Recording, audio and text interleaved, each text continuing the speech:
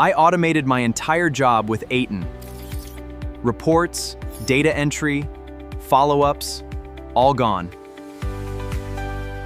Every job has two halves, the 20% that needs your brain, and the 80%, copy this, paste there, send the report, repeat. That 80% doesn't need me, it needs a script. So I mapped every repetitive task I do in a week and found they all share the same shape.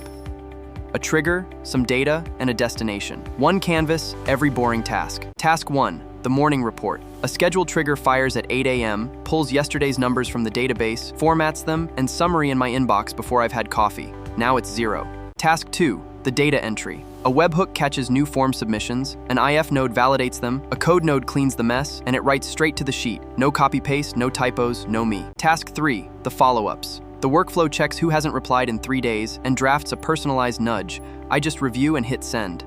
The robot does the remembering, I do the talking. Add it up, about 12 hours a week back. 12 hours I now spend on the 20% that actually moves the needle. I just review and the part they can't automate and can't replace me for. One rule, automate tasks, not judgment. The moment a workflow starts making decisions instead of executing them, you've built a liability, not a tool. Automate what's important. That's most of my job, running on a $5 server while I do the work that matters. Workflow breakdown in the description. Go automate your boring 80%.